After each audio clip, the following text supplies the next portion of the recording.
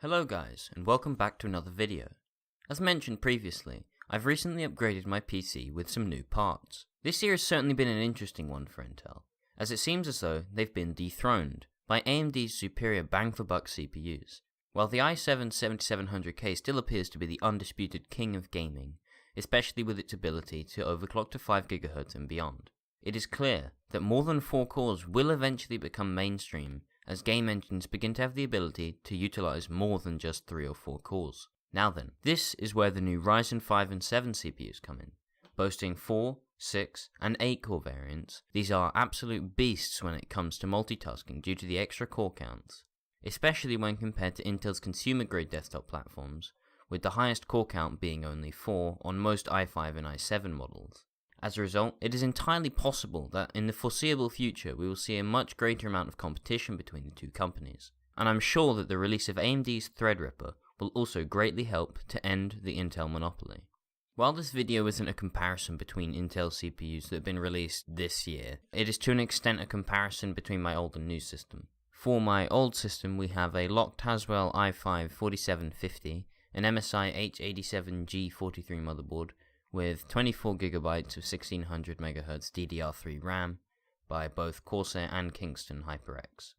Additionally, I was using the not so high performance stock cooler. Now, my new system has an AMD R5-1600 clocked at 3.4GHz for the benchmarks and 3.7 following, with V-core set to 1.24V and 1.28V respectively.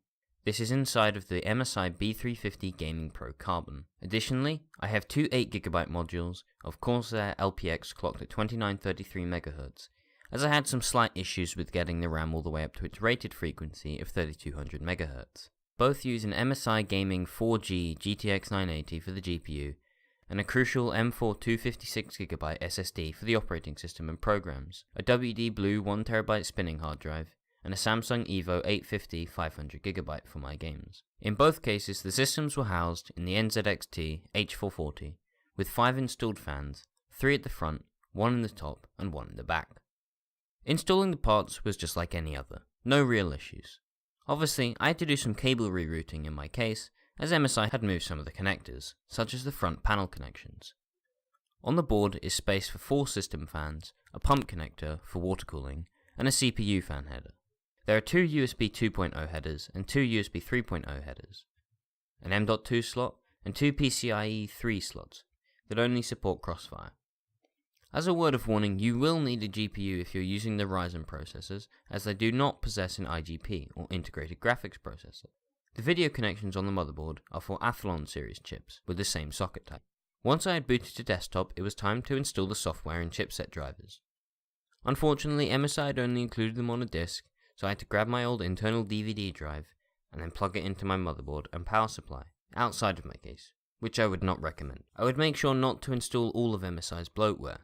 The software I do recommend, however, is Command Center, the Gaming app, Supercharger, and the Gaming LAN Manager. Narmic 2 is also included if you want to fiddle around with your equalizer, but I know that not many people are overly fussed about their audio. Speaking of audio, the onboard sound is fantastic, and it definitely feels like an upgrade from my old onboard audio, though this may merely be placebo. Using Narmic, I was also able to do a bit of deeper tuning with the equalizer. Now then, onto the benchmarking. I have done both synthetic and a few real-world benchmarks, including 3D Mark, Cinebench, and a few others.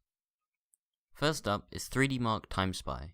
My old system scored an admirable 4119, but it was let down by the CPU test as it only scored around 10 FPS, or 3038 points. But this wasn't too unsurprising, as it is only a 4-core 4-thread Haswell CPU. When compared to the Ryzen, it is easily beaten with an FPS increase of around 80% on the CPU test, where it scored 5470 and achieved 18 FPS.